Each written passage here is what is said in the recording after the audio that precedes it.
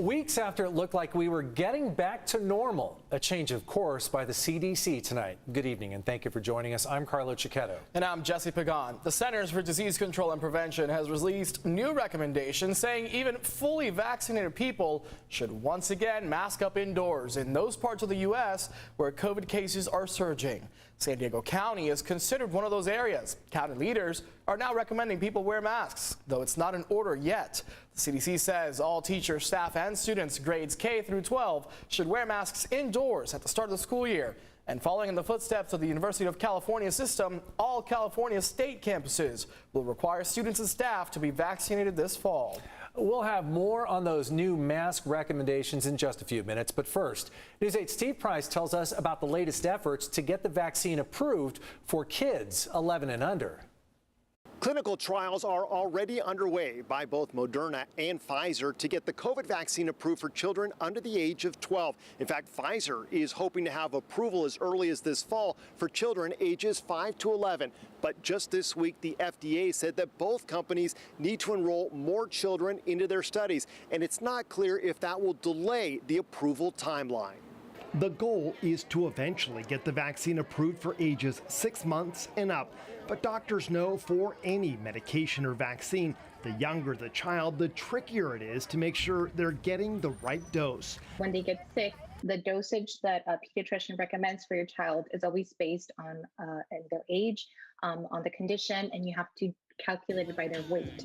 So, of course, it is different, the dose and the management for children. Dr. Argentina Servin is a public health expert at UC San Diego. She says clinical trials for children under 12 started in March, and she hopes once it is approved that parents will get their children vaccinated because although children who catch COVID don't seem to get as sick as older adults, that could change. We don't know as the mutations continue and the disease continues to evolve, we don't know if we will see those more severe cases. Here in San Diego County, 54% of children 12 to 17 currently have at least one dose of a vaccine.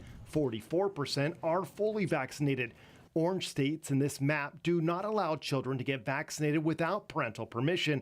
And as you can see, California is orange. And San Diego, we're following along with the California Department of Public Health and parental permission or relative caregiver permission for those who don't have a parent available to them. The permission is required. Doctors say the key to getting permission from concerned parents is for teens to have an open discussion with them and present accurate information from reliable sources. Kids are really tech savvy these days, and they're really good at getting information.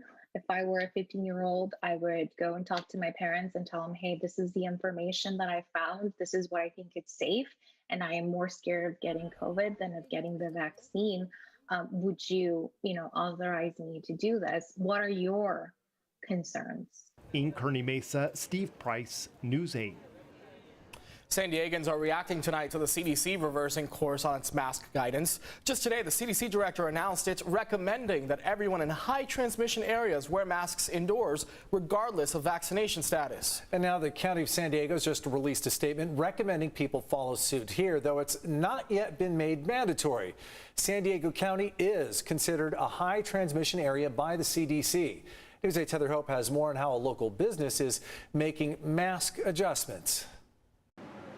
Yes, and many are not excited that the CDC is now reversing course, wanting people to now wear masks indoors, whether they're vaccinated or not. Just when you think you're getting back to a little bit normal, here we are again.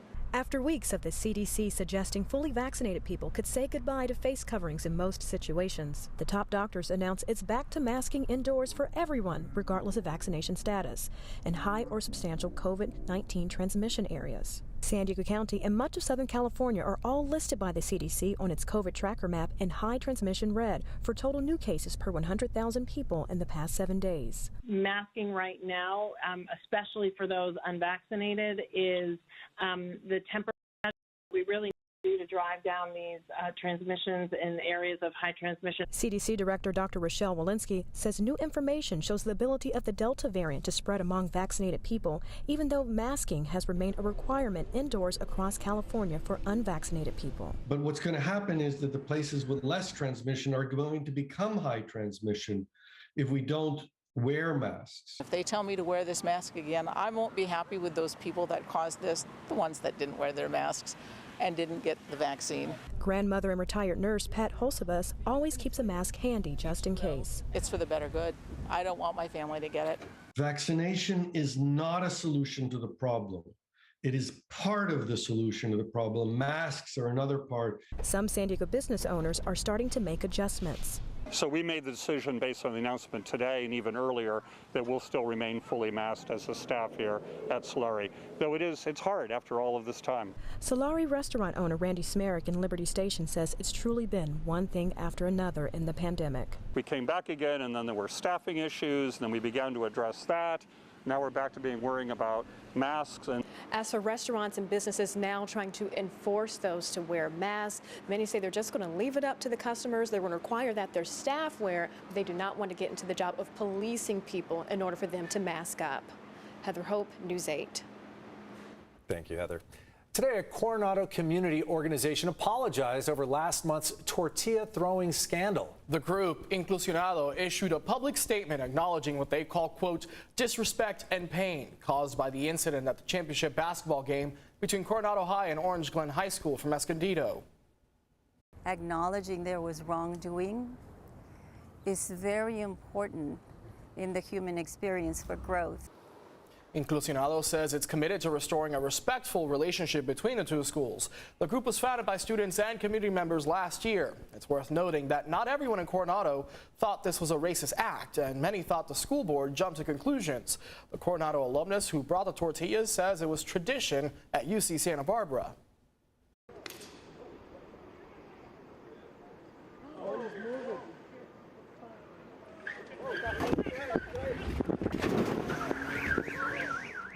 The San Diego police are still looking for that man involved in a dangerous chase and standoff downtown. You saw he almost hit a crowd of people when he drove away yesterday.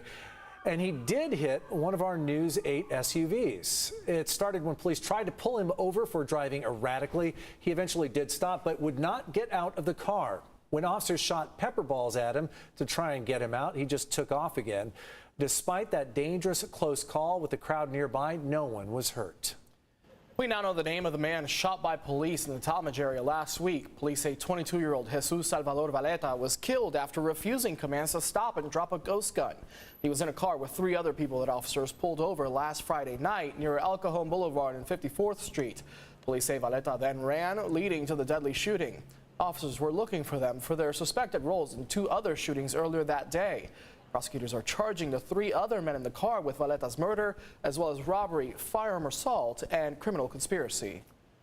San Diego officials want to change the way we think about homelessness. The San Diego Regional Task Force on the Homeless changed its name today to the Regional Task Force on Homelessness. They say the change represents an understanding of homelessness as a circumstance instead of a person's identity. The task force says homelessness can and should be just a brief period in someone's life and not a defining characteristic. United States gymnast Simone Biles shocked the sports world today when she withdrew from the group competition in the Olympics. Biles told reporters her decision isn't based on any physical injuries, but rather her mental health. It comes following a low-scoring performance. News 8's Shannon Handy spoke to athletes who say the game is as much mental as it is physical, and a sports psychiatrist who applauds Biles' decision. Carlo and Jesse, gymnasts here at San Diego Gymnastics dream of getting to that Olympic stage, but experts say it takes more than just training your body. You need to train your mind as well. After completing one vault with fewer twists than expected and a shaky landing, gymnastics superstar Simone Biles left the competition floor. She returned to cheer on her teammates and announced she will no longer take part in group competition. I tried to go out here and have fun and warm up in the back, went a little bit better, but then once I came out here, I was like, no, mental is not there. So I just need to let the girls do it and focus on myself. Just yesterday, the 4-time gold medalist wrote via Instagram in part, "I truly do feel like I have the weight of the world on my shoulders at times." It's been a long week. It's been a long Olympic process. It's been a long year. And I think we're just a little bit too stressed out. It can be dangerous, and if you're not in the right mental spot, then there's a lot of room for error. Paige Conroy is the program director for San Diego Gymnastics. She says when it comes to training, mental health is just as important as technique, saying it's a topic her athletes know all about. You have to be in the right mindset.